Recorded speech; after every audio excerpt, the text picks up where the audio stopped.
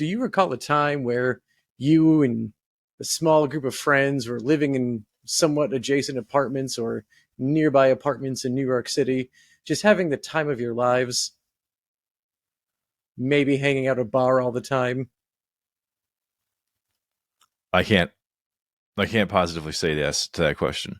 Okay, all Um, right. So this is this is an attempt at relatability that just did not work for this show for us. And so I was gonna add, also, did you ever find yourselves just sleeping with some of your friends off and on again throughout your relationship and time with each other? Um, no, Also, that didn't really no, happen. no, No, mm-mm, yeah, that didn't really no, happen to no. me.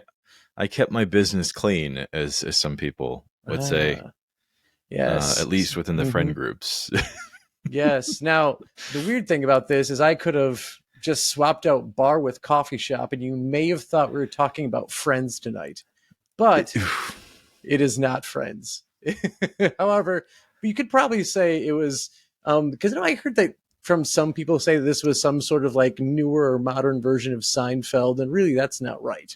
This is, I No, think, a much closer to being Friends than ever was Seinfeld. I would agree with that. I mean, so of course, the show that we're discussing is How I Mm-hmm. Met Your Mother. If you haven't been able to gather just yet, and I agree with you that Mm-hmm. it is a closer relative to Friends because Seinfeld, of course, is cynical and Mm-hmm. observational and obviously very much driven through the mind of Larry David. Yes. And Friends had more of that diet soap opera feel to it, Mm-hmm. dramatic cuts in between sequences, that kind of stuff. And Yeah. so, if anything, I would relate How I Met Your Mother as like a maybe a Gen X version of Friends, if that makes Mm-hmm. sense. Is that something you agree with? Maybe millennial. I think I know young, maybe young millennial, because I don't want to say like older millennial. Um, I don't know, or maybe Gen X would be appropriate because I'm trying to think. Like I was finishing college at about the same time this show was coming to an end. So yeah, I think this is probably like the Gen X friends.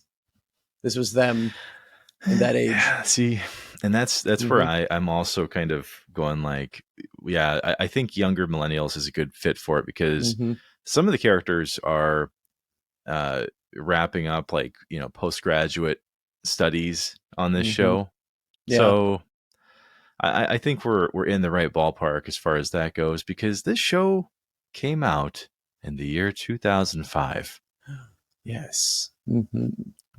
Yeah, we Which were is bright eyed and bushy first tailed. year in college for the two of us. Hmm. I mean, yes, yes. And that's why for me Hmm. it kind of hits home a little bit. It's like, man, I keep telling myself, Joe, man, that was a long time ago. And And it oh was. That's the sad thing. It was a long time ago. We're just yeah, not ready for it to be a long time ago. I was gonna say Oh, we're a few years from 20 years yeah. away from Ugh. the premiere of this show, but Oh I think if God, yeah. anything, Hmm. if anything, it's a good feeling to know that stuff that we were really enjoying and Hmm. watching during this era of life, did have staying power. I mean, Yeah. with regards to How I Met Your Mother, I mean, this is a 9 season show with over Hmm. 200 episodes, 208 to be exact. Yes. Hmm. I mean, it's good to see a show that has some legs because, as you've Hmm. mentioned before, Joe, you know plenty of people that won't watch a show or get invested if it's only 1 or 2 seasons.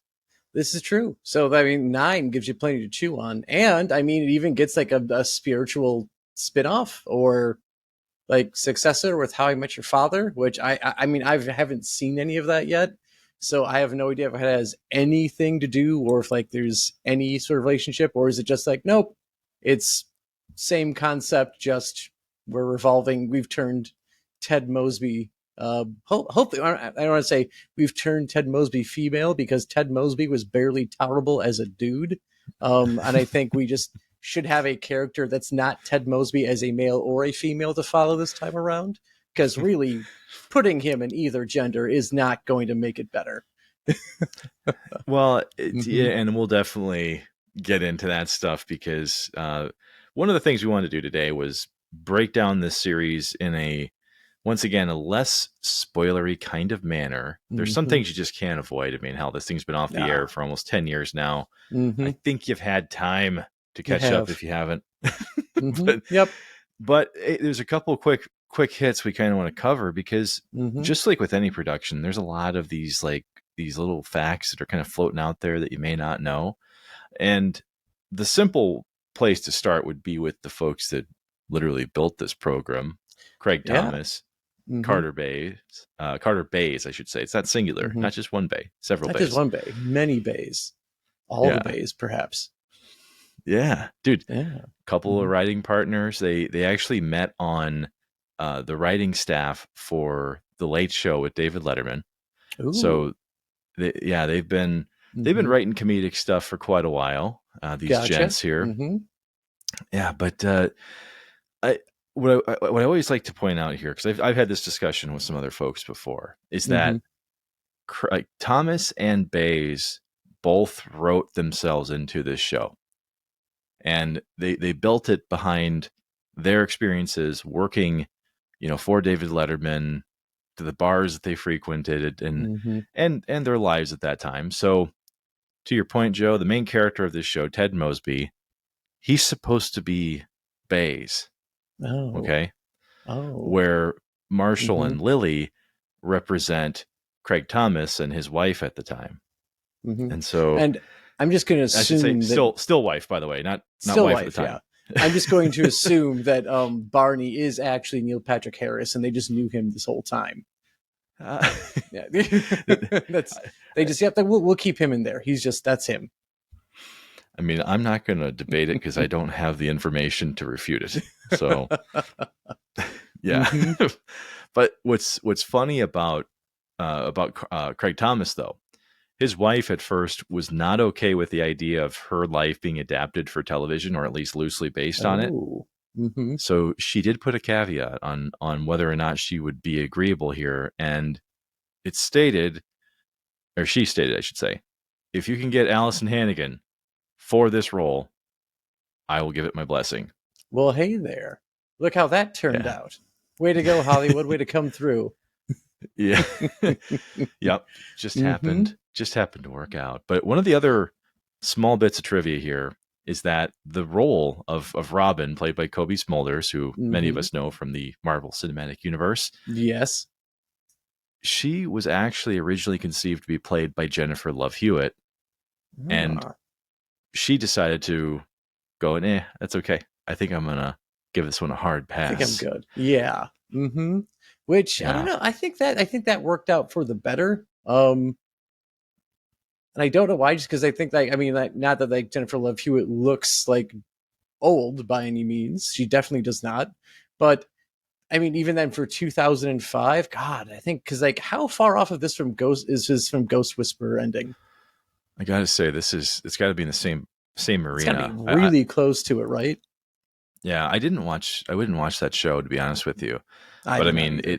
Mm-hmm. it was close together. I think if anything, what's nice about Kobe Smulders, and not even looking at age really, Mm-hmm. more looking at who more likely encompasses who the character of Robin ends up becoming, Mm-hmm. uh, and the idea that Kobe Smulders was a relative unknown actress at this time, Yeah. not really in a whole lot of things.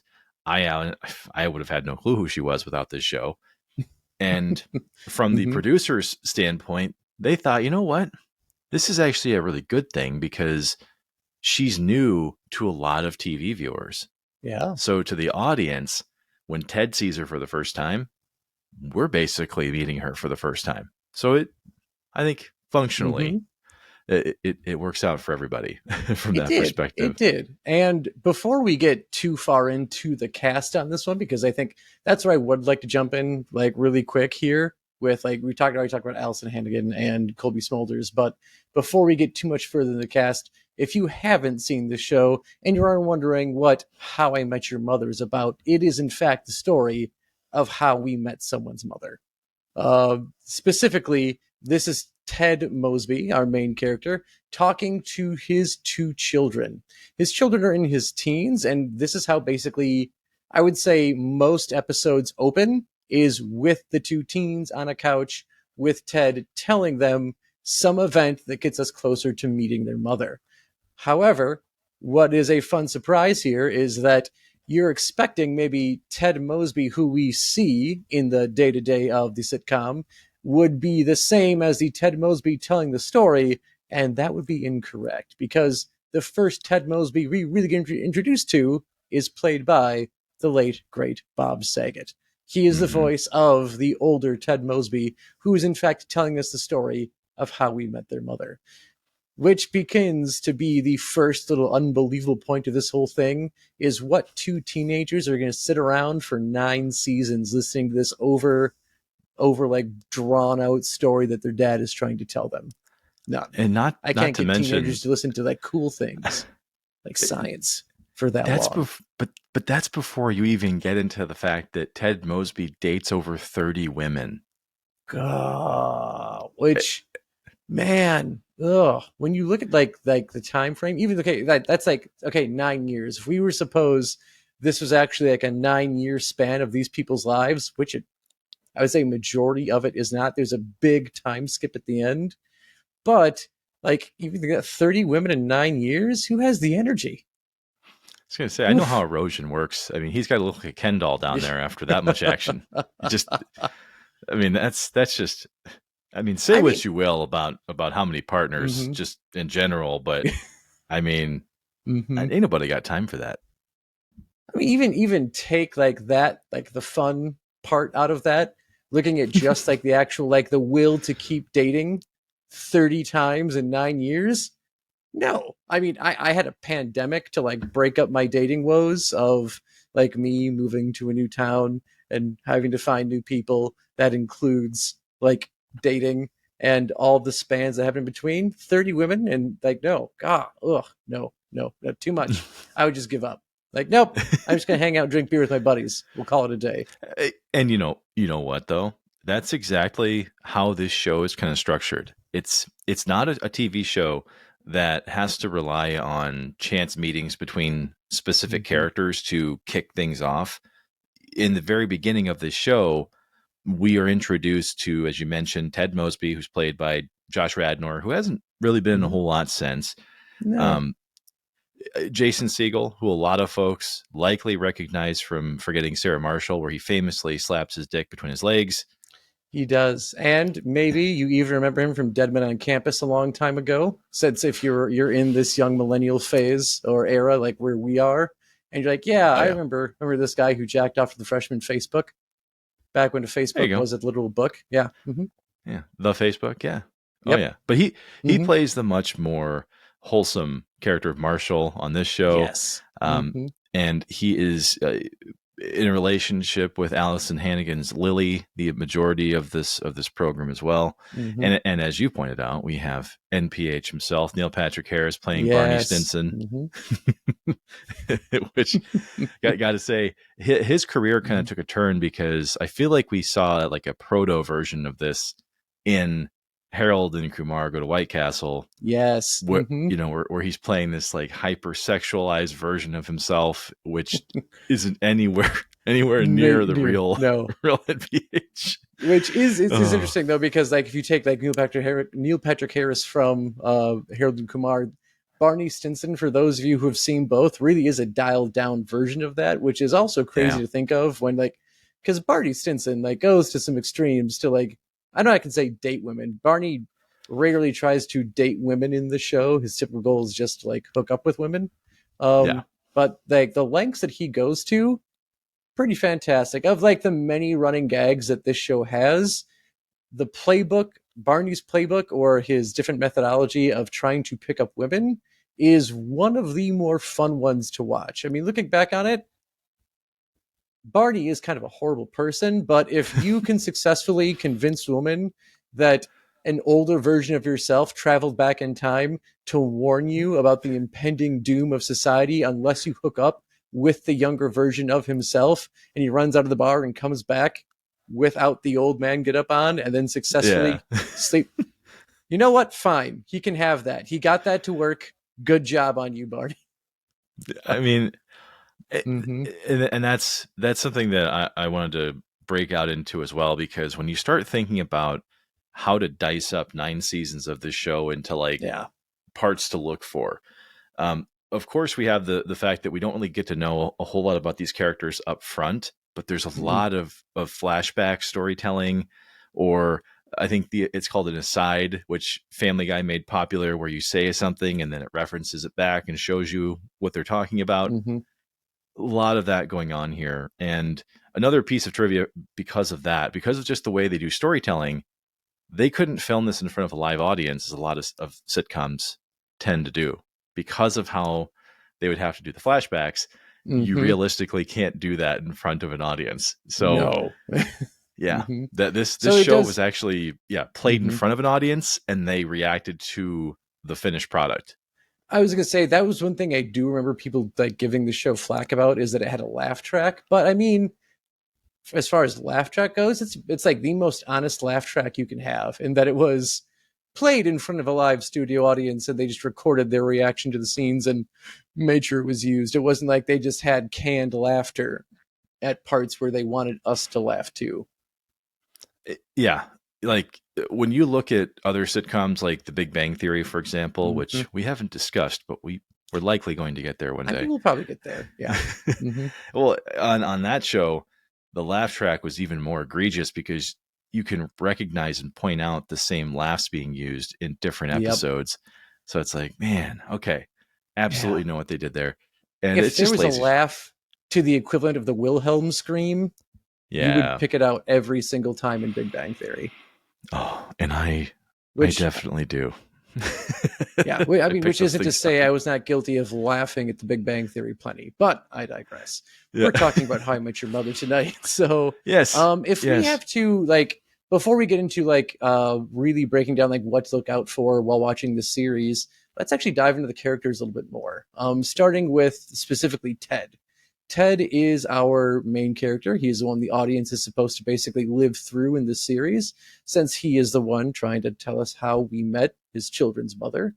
And if you could describe Ted as anything, I would put it as like a knowing, lovesick puppy. And that's what Ted Mosby is because it's like, I feel like it's every other week. He's either on to a new girl or he's discovering, oh no, I finally have her, but it turns out I don't want her. And it's just over and over again with Ted trying to fall in love. And I think that's what makes it like absolutely makes him nauseating sometimes, is because he is like constantly looking to always fall in love, which I don't know. I guess like you should be like going into a relationship. Like obviously you want something long term, but hopefully people would go into it realistically. Ted Mosby is going to tell you he loves you on the second drink of the first date and expect you to have children really soon thereafter. And that I think is what got really hard to like. Of a lot of Ted's mannerisms, that did get hard to swallow week in and week out. Which I totally agree with. I think people who've discussed this with me know that I don't really like Ted Mosby, which is strange because he's the main character, Mm-hmm. and in general, you're supposed to like that person. But for the very reasons you mentioned, I could not stand Yeah. this approach to dating. I just really couldn't, because it's one of the most Mm-mm. unrealistic things you're going to see on like a TV relationship type of structure, right? Yeah. Um, I really do think that it is possible for some people to be awkward, Mm-hmm. but not this consistently awkward, No. you know? No. Mm-hmm. So at Yeah. the time of his life, though, here, like we're talking like postgraduate type of scenario. Mm-hmm. I, I one thing that I will say that is a knock against Josh Radnor a little bit. When they started to build these characters, the original writers did, they did build in some of their like personal, histories into the characters themselves. Mm-hmm. And for Radner, he considers himself, like an academic, right? Like he considers himself to be, in that space. He's always Mm-hmm. constantly reading and learning and doing that kind of stuff. And that that function ends up being pretentious in the show, Yes. right? Mm-hmm. Because Yep.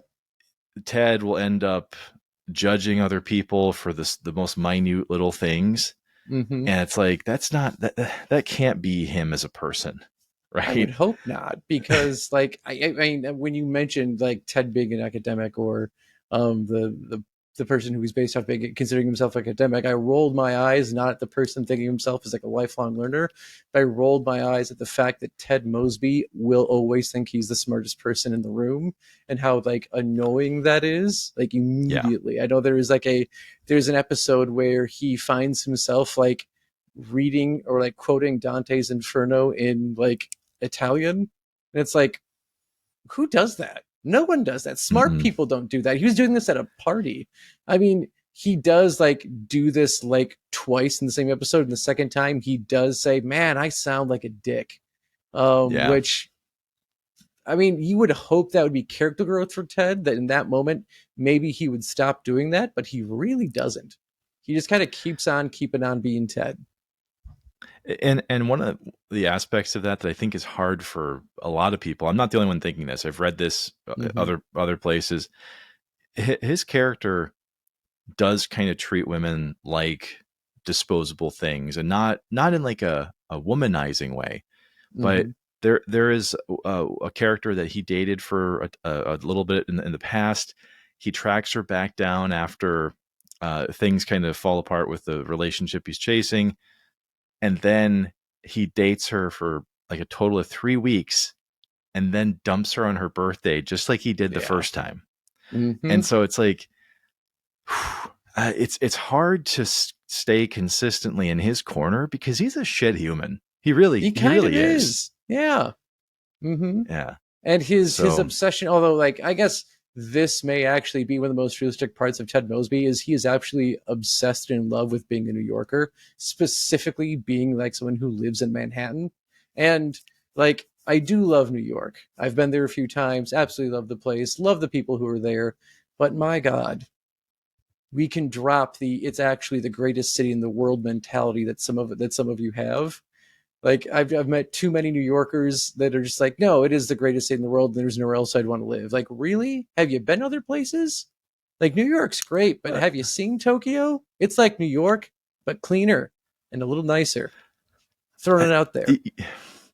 I mean, here's what I want to say about that. I think this is once again part of like Ted Mosby's gorilla chesting things in life, Mm-hmm. because the rest of the characters don't really mirror that. Now, granted, No. like Marshall is from Minnesota, so Mm-hmm. he's a transplant. Same thing goes for Robin. Her character is originally from Vancouver, Yep. which is actually where she's from. Kobe Smulders is originally. So the all the Canadian stuff, it's by Very design, real. right? But but Mm-hmm. the impact of New York as a setting is almost irrelevant because Mm-hmm. it doesn't feel as embedded as Seinfeld was in New York, Mm-hmm. right?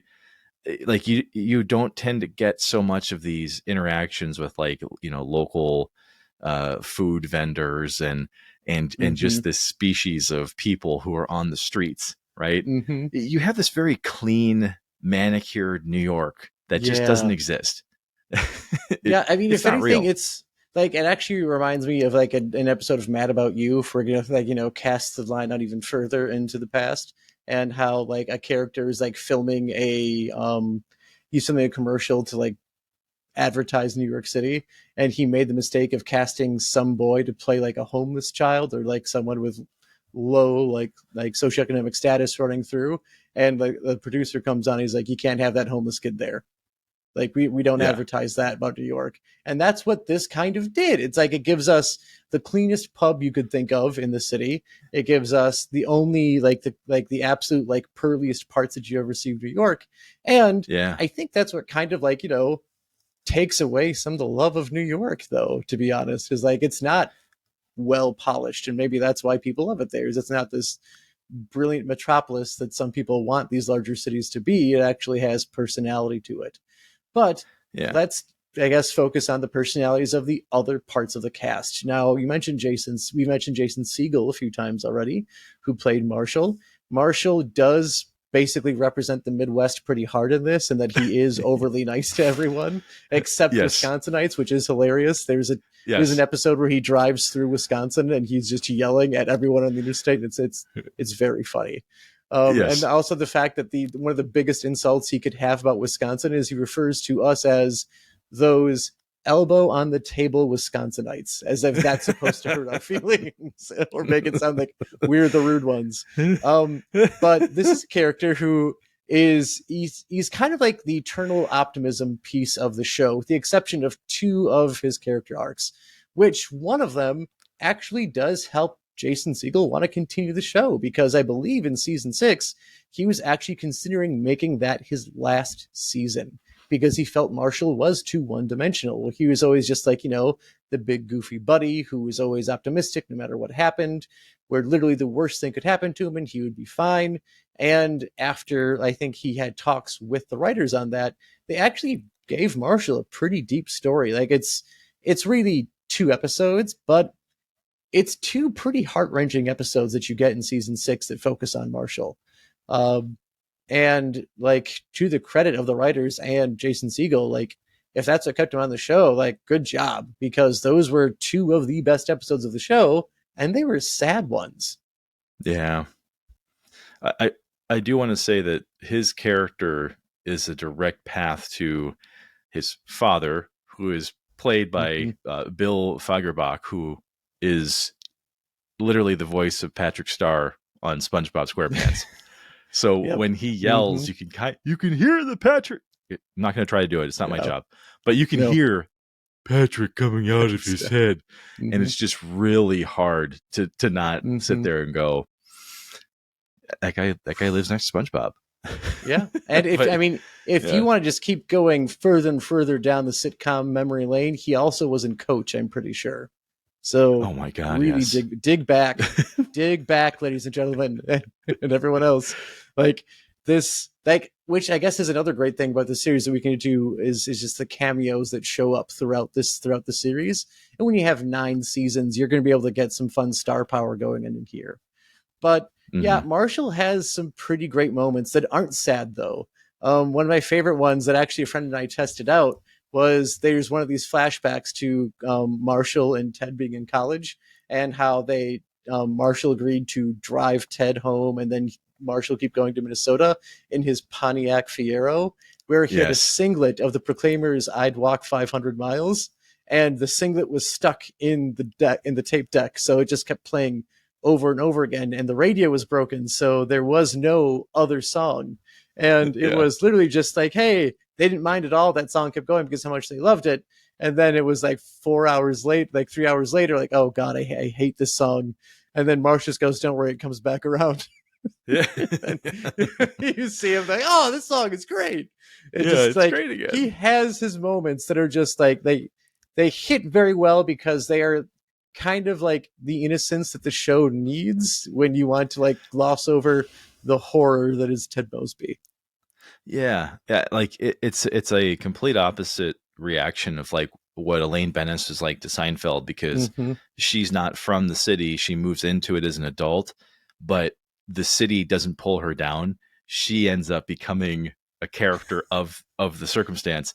So she changes throughout that character development. But Marshall, to your point, even as he goes through a career as a lawyer, because he gets his degree, of course, throughout the early parts of the show, even that character arc, he doesn't lose himself. And I'm not going to say that he doesn't make mistakes, but like he does work for a corporation that he considers evil. He kind of sells his soul a little bit, but then still realizes, hey, this isn't me. I need to change this. Right. So yeah, I agree with you. He's definitely the force of good. And I can understand why he wanted to walk away from that, because it does get cheesy after a bit, that role.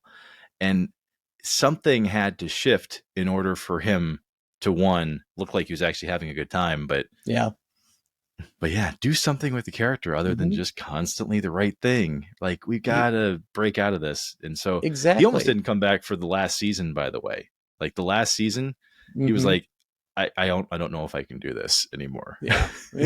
So, I But hear you, I mean, bud. one of the things that did guide Marshall along and would change him would be his girlfriend and eventual wife, Lily. So Alison Hagen's character in this is, I feel like this is someone who is very consistent throughout the series, where we don't really see a lot of character development in Lily. She's kind of the same thing throughout, except for kind of a weird midlife crisis she has at the end of season one. So Yeah, you get something heavy right away with her, and she comes back in season two, and she's doing something different because basically she realizes, like, hey, I've always wanted to be an artist and focus on my art, but I became a teacher and was teaching kindergarten for the longest time as an in between thing. And that just kind of became her thing. And she yeah, was struggling with that. And I think that was like one of the bigger parts of her character that would develop her. And it happened right away because after that, like, she's consistently kind of this, like, I don't want to say bipolar, but she's a character who can flip a switch pretty quick. Where Lily is pretty like nice and innocent, but not to the same level of Marshall. Of Marshall's like super Midwest nice. He's from Minnesota, sort of thing, as yeah, she makes fun of him every once in a while. But like, if there was someone who you shouldn't make mad in the group ever, it was always Lily, because she would just become like angry in a bit, was not afraid to get physical about it either, which yeah, kind of played off of the fact that she was like the shortest person on the set at any given yeah. time. And she's like the mom. She's like the Yeah. universally recognized, Mm-hmm. mom of the group. Like there, from Marshall's viewpoint, there's like no doubt that you're going to be the mother of my children, right? Mm-hmm. But to your point, she does go through some growth to figure out, like, what do I actually want in life? Is this something that Yeah. I thought I wanted, right? But do I really? And so she is the character who kind of keeps everybody else centered, Mm-hmm. typically, right? And that's why that early hiatus where she breaks up with Marshall, Legasp, and goes to It's find season one. herself. It's like, yeah, it's Mm-hmm. season one. Yeah, It's season one. It's don't fine. worry. There's It's a literally lot of the runway yet. oldest of character developments. You can. It's Yeah, not a spoiler. yeah, exactly. It really is, but Mm-hmm. it brings up a good point though, because the relationships that we really get to spend the most time with are Lily and Marshall's, because Mm-hmm. they're together from day one. We get a lot of like callbacks to how they met and how they, how they did their thing. So when it comes to her doing that, I actually thought it was a good idea for them to do that with her, because Yeah. Mm-hmm. um, you don't really get to understand why she is like the group's mom. That Mm-hmm. that's never really unearthed, but the things that she didn't pursue because she was in a relationship, I do think a lot of people can relate to that. and Absolutely. and Mm-hmm. so that's why I thought that was actually like pretty good television. Oh, completely. And as someone who, has related to Lily as life went on, and like, hey, is this the right thing that I should be doing? Should I do other things? But still find myself being very teachery outside of the classroom.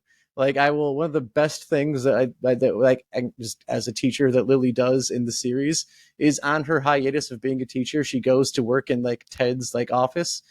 He's an architect in the series, and his boss is basically just throwing a tantrum and being mean for the sake of being mean. So Lily just swipes like an autographed baseball off his desk and takes it away from him, because when kids are bad, you take their stuff away. And she refuses to give it back until he starts being nice to people. But he's an adult and he starts trying to fire people. But I digress. It was a very teacher moment, like, hey, you're being a dick. I'm going to take that thing away from you until you stop being a dick. It's part of the job. Which, isn't that hilarious though? Mm-hmm. And he's played by Bryan Cranston, by the way. Also Yep. a Seinfeld alum, and of Mm-hmm. course, just Bryan Cranston's just amazing. Anyway, but Oh yeah. that Mm-hmm. yeah, that was funny though. Like that's why when you mentioned her like as a teacher, I was like, I always saw her as the mom character, because how many times have like you been around your own parents or someone else's parents, and clearly there was a mistake that somebody made, but they're like, I I made that mistake, sure, great, Mm-hmm. not going to change what I did. Nope. and, Mm-hmm. yeah, I totally got that in that moment, man. But Mm-hmm. if we had to dissect this series, and I'm not just saying that because Mm-hmm. it's part of the name that we named this Yeah. podcast after, Mm-hmm. but if we're talking about how the show kind of evolves, I Mm-hmm. would definitely say that the early, like maybe third, maybe 20%, 25% Mm-hmm. is really all about the relationship between Ted and Robin, Yeah. right? Like we've, Absolutely. Mm-hmm. yeah, you get this little mix of, will they, won't they, which a lot of Mm-hmm. sitcoms make their money off of doing that. But really early on, though, it's pretty clear that Robin identifies the same things that we don't like Ted for, Mm-hmm. which is, I need to be married. I want to be married 5 minutes ago. Yep. And like you said, I love you before the appetizers even served. Yeah. So Mm-hmm. I thought that was uniquely different for a TV show because Robin is basically telling him, I don't want this. Mm-hmm. Like I've seen what you're about, understand what you're about. That's not me right now. No. And Mm-hmm. I mean, how many shows have you seen do that before? Oh, most sitcoms do that. I mean, the only, like, again, we keep bringing up Seinfeld. Seinfeld doesn't do that. They make fun of doing that with Jerry and Elaine. We get like the weirds. We get the one scene where like they're fighting over something, and Kramer comes in and says, "Don't you two see you love each other?" And it had nothing, Yeah. like the fight was nothing but a relationship. And of course, you get towards the end of Seinfeld and the plane's going down, and Elaine's like, "Jerry, there's something I have to tell you," and he's like, "What?" She's like, "I've always wanted to tell you this, but I just never got around to it." And the plane like noses up. She's like, "Ah, never mind." Yeah. Like it's that. So like that always made fun of it. But yeah, like almost every series like is going to have it to be where two characters seem like they should fit together in some capacity, but one will clearly say, no, we're not going to work. And in like a very like, I don't know, kind of honestly, kind of a shitty way. Um, where normally this should be like, hey, we're two different people at this point in time in our lives. Like we probably wouldn't work. It kind of has this trope of this gives Ted something to break down and work towards Mm-hmm. because Ted is again enamored with every woman he dates on the show and needs to marry all of them until he realizes, oh, wait a second, maybe I can't marry this woman. Maybe I shouldn't be thinking about moving in with her right away. Um, his relationship with Robin evolves throughout the series. And I would, when you even said like a third of it is about the relationship, I would argue it's probably closer to 2/3 because if it's not them trying to have a romantic relationship, it is them trying to navigate life with each other after dating each other, after being romantic with each other. And this evolves from just being friends to then being roommates to being roommates with benefits to being where they end up at the end of the series and where they are even between those 2 points. So I think a lot of the show is really about navigating between the relationship, whether romantic or just friendship between Robin and Ted. I think, and this is why I'll disagree with you slightly on this, is that maybe it felt like less time to me because Robin as a Mm-hmm. character, her development and her story isn't all tied to just dating Ted. Like there's so True. many of Mm-hmm. these relationships and TV and movies, whatever, where really what you're seeing more of is those two characters and their relationship and how that works. You're Mm-hmm. not really seeing a whole lot of what they were beforehand and what they really, what that character actually gives a shit about. But Yeah. for Robin, because of that nuance of like not just jumping into the relationship right away, Mm-hmm. you get to see that she has a career in broadcast and news, and she's trying to do stuff with that. But Mm-hmm. then you also find out that there's some deep seated dad issues because he he made her play hockey and like Yeah. traditionally non female specific My roles, and so God. like Mm-hmm. you see how like she's like laughing about a good memory Oh doing my something with her God. dad, and then she just breaks Mm-hmm. down crying. On that note, the relationship with her dad, one part that just really is like probably the antithesis, or like if there's a defining moment of her relationship with her father, there is an episode where you have a conversation of her talking to her dad on the phone, And Yeah. he basically reveals, like you were saying, like, I don't know when you're gonna get your life together. You're a constant like disappointment in my eyes. I would like to one day eventually stop telling the rest of the family that you're in a coma. And like just completely berating her over the phone. And it was a flashback, and everyone's like, "Oh, that's bad." And she's like, "It's not the worst part." And it does a flashback to the start of the conversation. Robin says, "You remembered it's my birthday." It's like, Mm. oh, yep. Mm-hmm. I think that's what makes me just love the character, though. I mean, because Mm-hmm. Robin has been through, I think, probably some of the worst stuff from this Oh whole yeah. crew of people. And Mm-hmm. and don't get me wrong, everybody has a good, fully fleshed out origin because they do go through this, and Oh everybody's yeah. background is Mm-hmm. explored. But for Robin, though, there's also the added layer of being a teen pop star by, by the name of Robin Sparkles Oh my that she God. Yes. that Mm-hmm. that her because she's new to this group of people, right? Mm-hmm. Like Lily, Marshall, and Ted have known each other since they were in college in Connecticut. Yep. But Barney meets Ted at the bar that they frequent, Mm-hmm. and McLaren's, and then they all kind of become friends that way. But then Robin comes in last, so none of them know about this stuff. And as as Barney is constantly investigating his own friends, he Mm-hmm. unearths all of this stuff Oh about my her. gosh. And it just the jarring between Barney and Robin over her Canadian nationality is hilarious, and it really does, I would say start, but it really ramps up at the discovery of the first Robin Sparkles music video, where we all learned when we wanted to go to the mall and that we should go today, because Mm-hmm. this was Robin growing up in the 90s, but she's in like an acid washed jean jacket with like Yeah. leg warmers, and they're like, isn't this in the 90s? She's like, yeah, it was Canada. The 80s hit like a decade late. Yeah. Yeah. Yep. Yep. Oh my gosh. Mm-hmm. Oh, and that's probably true in some areas of Canada, but not to the point Mm-hmm. where it's that bad. It's And no. yeah, but Mm-hmm. I will say that this is a good job that they do with How I Met Your Mother, because in shows like Orange is the New Black, for example, Mm-hmm. they will try to condense all of this type of like flashback storytelling within an episode. Yeah. And maybe a few episodes later you get another taste of it, but usually it's very truncated and specific, right? Mm-hmm. Whereas this show has the benefit, of course, of DVD box sales and on-demand viewing, so that if you Mm-hmm. miss one episode, you don't really feel like you're that far behind, because before this point in time, I mean, a lot of these storylines were wrapped up within one episode of a show, Yeah. right? Mm-hmm. There's just limitations. But with this, I will say, from this era of TV, it's much more dynamic. You get stuff that carries from one episode to the next. We get Mm-hmm. references that disappear and come back.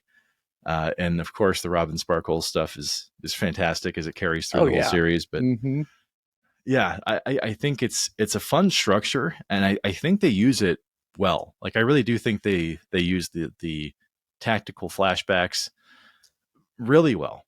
Yeah. Yeah. This is something that I know, like you brought up Family Guy before, and I know South Park was very critical over Family Guy just being a series of references. Yeah. Whereas like their show was like written, cohesive storytelling based jokes, and they everything plays off of each other. And this is where like the flashbacks actually build the characters or build towards the story that's being told, as opposed to it's a funny side jab that's going on. And Yeah. again, it's something the series does well among many things, including some fairly meta jokes. Like I believe there's an episode where Lily's boyfriend, like an ex-boyfriend, comes to town, and it's Seth Green, Oh, who yes. was her boyfriend in Buffy the Vampire Slayer. Um, there is an episode where like because like I don't like, as far as like running gags go, like there's one about like them like getting signs from the universe and other things, and Marshall like sees like the firehouse, the Hook and Ladder 8, which is the firehouse in Ghostbusters, and like Hmm. immediately needs to call someone to do so, and he doesn't have his cell phone on him, so he taps on someone's like shoulder to see who it is, like to ask for their phone, and it's Ernie Hudson, and he's like, Yeah. "Whoa!" He's like, "Can I borrow your phone?" He's like, "Yeah, sure." But who are you gonna call? And it just Yeah. Yeah. one of two very good Ghostbuster references through the span of this show. Yeah. Mm-hmm. Which I think is a really good time to, because we obviously can't break down every season of this show. We're No. not a Mm-mm. we're not a rewatch program, although we've been on a show like Mm-mm. that before. But Yep. let's pull out some of the high points that you Mm-hmm. can think of. We've shared some of them, but are there any standalone moments that really hit the Oh, mark for you?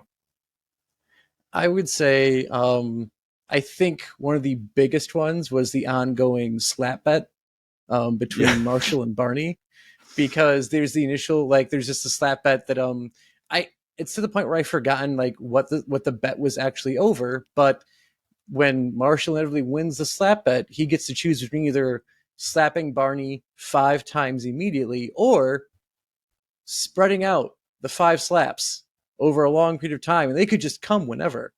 And so like it just says it's like added just to go of it over like, oh hey, Marshall slap Barney, that's part of the slap bet running gag. But there was one particular episode where it worked the best, where Barney is in the middle of putting on a one-man show because he's trying to make a point. I think he's trying to make a point like arts are stupid or something like that to everyone, and he purposely makes a really bad one-man show that all of them have to sit through, and it looks Hmm. like they're all like, nope, we're going to sit through it. It's going to be fine. We're going to prove to Barney that all art is good art. And like in the middle of Barney just doing this like bizarre robot like dance thing, Marshall just gets up and just slaps him and knocks him out on stage, and they all just walk out and leave him. Yeah. It's the second of the 5 slaps, but it was peak slappage. So I Yeah. definitely say the slap bet is one of the peak or like pinnacle moments of the show. It's one of the longer running, gags that carry throughout the entire series. So as far as like Mm-hmm. a what to watch for thing, I definitely looked forward to every instance of the slap coming Yes. back. Mm-hmm. Yeah, and that one man performance was hilarious. It was definitely grand torture. Yeah. Mm-hmm. Um, for me, one of the funny episodes I look back to was there's the goat attack episode where Ted gets attacked by Yes. the goat on his birthday, which for fake goat attacks, I think that looked pretty good on camera. Mm-hmm.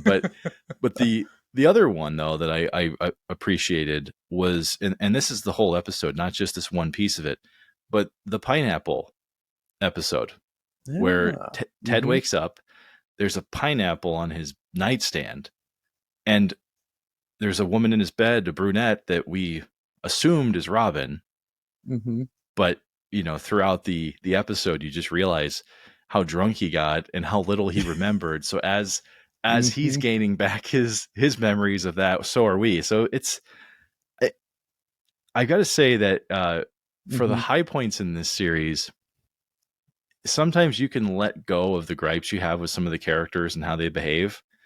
Mm-hmm. It's these things, these little things that are so that like they're ridiculous but still believable, I guess, if that makes Yeah. sense. Mm-hmm.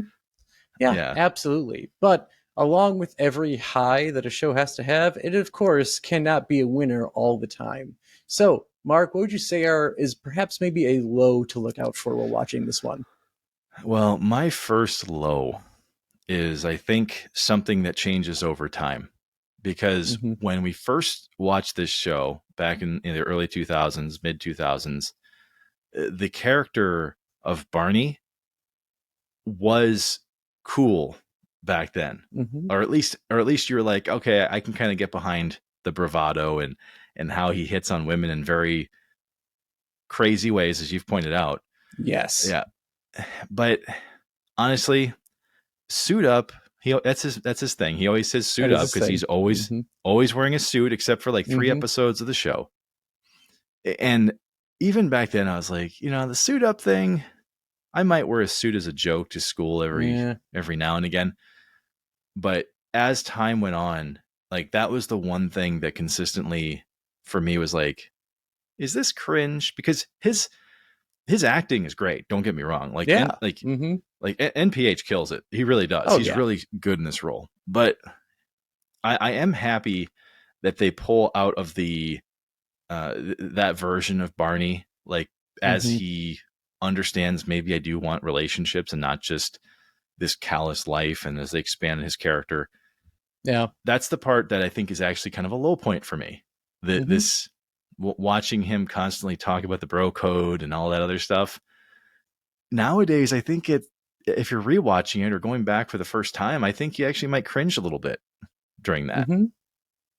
It's one where like I think like you might laugh a little bit if you're rewatching, like, oh yeah, this was something that was funny. Like it was great when I was first watching it. And I think as you continue to rewatch those series, it's like, oh yeah, yeah, that did get less funny over time. So the nostalgic laugh that you may have had at that first go at the first season or two will probably die out as quickly as probably I'd say faster than it did your first watch through. And again, like hard to say it, but the show's a timepiece. Like it just being, not even like 2 decades ago, it's still a victim of its time that it was in. And like obviously, like there are things that they were doing in 2007 that aren't fine by today's standards. So the things that Barney will do, like even like the idea of Barney Stinson is bad. Like Yeah. he's like, I mean, he's meant to be bad. And that's part of the reason why he's there. He's a character. He's meant to be a bro, but like a wealthy bro, if that makes any sense. Yeah. Whereas like it turns out Ted's just a bad person, but we're supposed to like him. Yeah. Yeah. Yeah. Mm-hmm. Yeah. Like Ted Mosby can be a shit human, whereas Yeah. Barney is just kind of a predator and Yeah. like Mm-hmm. in but not like an illegal predator. Either Eh. way, it's Yeah. Mm-hmm. it's just not a great look. It's not a great look years No. later, Mm-mm. and I kind of equate it to like how people are still talking about Kramer on Seinfeld and the Mm-hmm. character of Kramer is enduring even now. Whereas like I don't feel like people are still printing off stickers about Suit Up or Barney No. Stinson Mm-hmm. anymore. 10 years, not even 10 years later, who's talking about that anymore? Yeah. I mean, whereas if I were to like go into my neighbor's apartment and like slide through the door, everyone would know what I was doing. So yeah, that's Yeah. Kramer. He's You here would to get food think, again. right? I would hope. Well, okay, I've got one Mhm. more, but I want to hear yours first, and then we can circle back to it.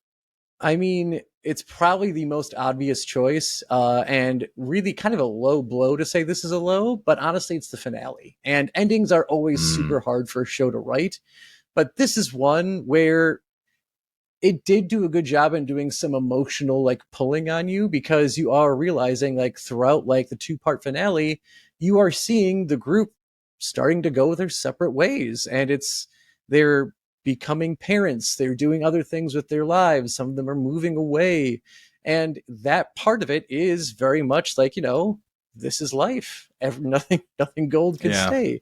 And so it does that well at the start, but like it kind of every character, I feel like it's a misstep for every single one of them.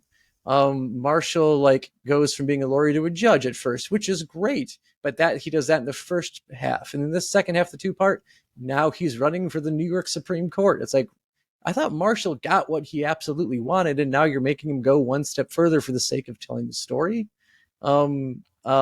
Ted, honestly, like also given like the whole idea of like the name of the show, How I Met Your Mother, obviously when he finally meets the mother, that's the end of the show because that's the end of him telling the story, which also means that the character they bring in to play their mom when he first meets her tragically gets really 2 episodes of the show. She's in like ones before that, obviously, but where she actually has a larger foothold or bearing in the show is really only 2 episodes, and then it's over with her. episodes. Episodes, yeah, Sean Connery.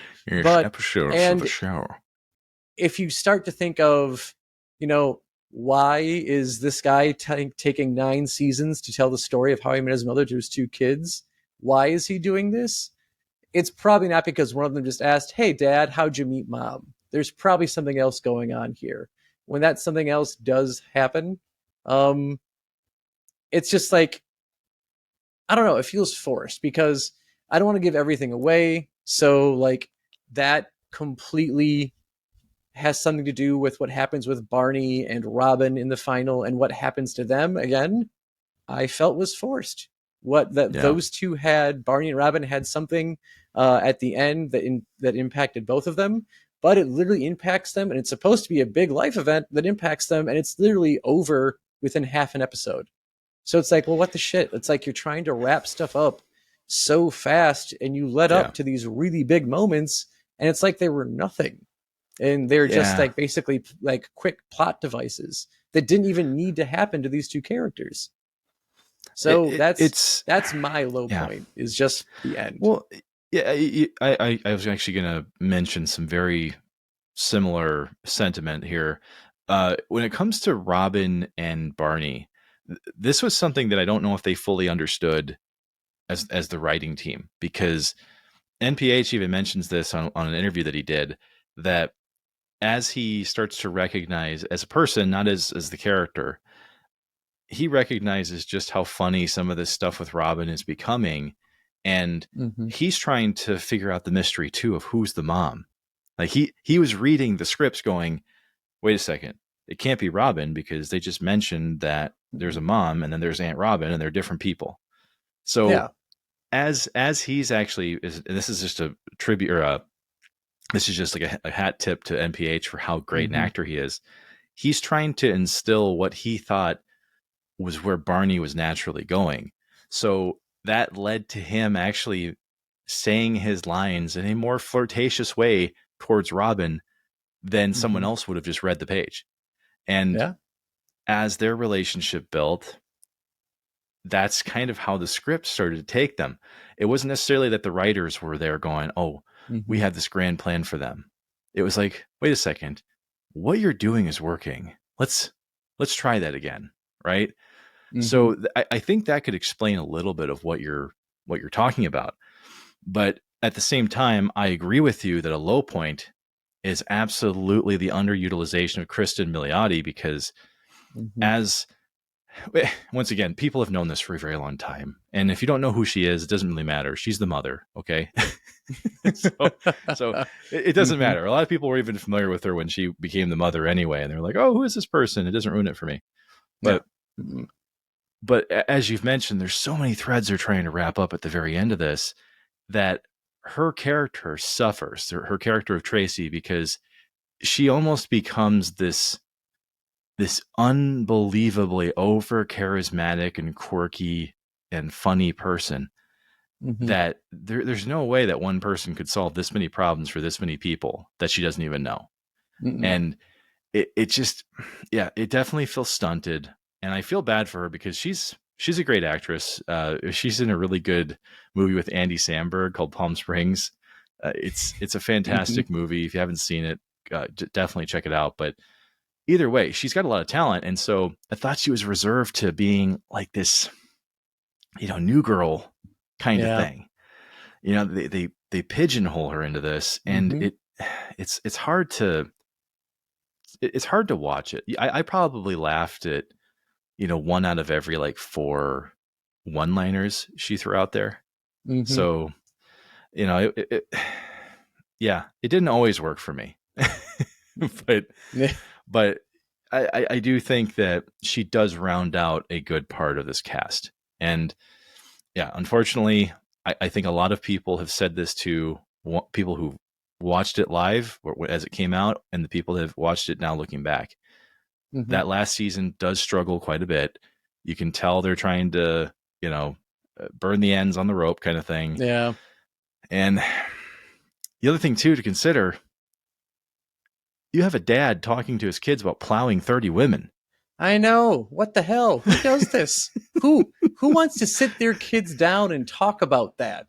Because it's not even obviously, it's not even like the fact like, oh, hey, I dated this person for a while and it didn't work. It's like, no, like clearly what we're seeing, he's telling to the kids. So like no one who wants to hear that about their parents. I don't need to hear about like some sort of weird like conquest my dad went on in his like late 20s. Like, Yeah. no, I never need to hear that. Seriously, like, I wouldn't want to listen to my dad having several helpings and all you can fuck Oh, buffet. Like, that's not no. interesting to me. Mm-hmm. No. And If and anything, it's scarring. it's like, oh, man, it's like, holy shit, my dad. Wow, it's amazing. I was even born. Mm-hmm. But that's a Mm-hmm. small gripe. But yeah, like there's a lot of skin knees as the series goes on, and I think for that Mm-hmm. it's the reasoning of you're watching these like young, kind of vibrant characters that are figuring stuff out. And a lot of us can be like, yep, I remember those struggles and I remember that Yeah. stuff. And that's Mm-hmm. that kind of struggle can be fun. But relationships are a lot of work. And that stuff isn't always entertaining. That stuff is just hard to go Mm-hmm. through. It's probably even harder to write, and it doesn't always provide entertainment value. So as we go through the series and more of these relationship based issues take over versus single people doing things in the city, that's why I think people dropped off. And that's why I Mm-hmm. think even I dropped off for a little bit before Yeah. coming back to like binge the last 3 seasons. Oh, yeah. Well, that's the thing. When you hear that it's finally ending, like, oh, we're finally going to figure out who the mom is. It's got to catch myself up real quick. I think a lot of people did that. You definitely were not just the one. And I think that brings us to like the legacy of the show. And one thing may have been that it kind of carried on too long. Like this is something that shows what happens when you have something that's a bit of a good thing and you kind of stretch it too far. I like to Yeah. bring up something that Christian Kruick said about Smallville, which is something I also liked quite a bit. And that went on 10 seasons. And how she said that I wish it would have been something more akin to like an HBO series, or it's like, nope, Yeah. it's planned for 5 seasons. We know Yeah. where the ending is as we're writing out everything else. We know that this is where things stop. And that way you've got a concise story being told, as opposed to how can we just keep going? And then suddenly, oh, now we've got to wrap everything up really quickly at the end here. Yeah. And which I think is a really good point to make, because for several seasons of this show, the mysteries and especially for a comedic program, right? Like the Mm-hmm. mysteries that kind of connect these seasons together are very compelling. And I mean, you get these little breadcrumbs that you have to wait like an entire year to see, get extended again. And Mm-hmm. it's a little bit easier now with on demand and like streaming Yeah. services, so you don't have to wait as long. But Mm-hmm. put yourself in the seat of watching this week over week, not knowing what's coming, right? And Mm-hmm. so that is still there. Like I think if you're a brand new person watching this show and you're getting into it, I think you'll get sucked into the same things that all of us did. But Yeah. yeah, as it goes on, I think it's gonna test you just just how much you want to stick with and just how much you think the payoff is worth it.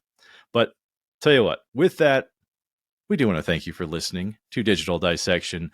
As always, we appreciate everything the Dissection crew does for us week after week.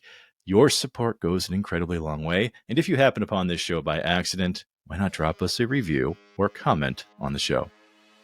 Mm-hmm.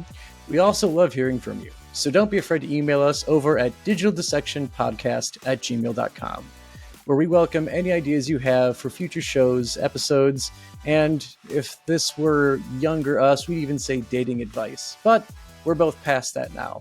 So anything else you've got in your mind, feel free to shoot it our way. And until next time, keep on dissecting.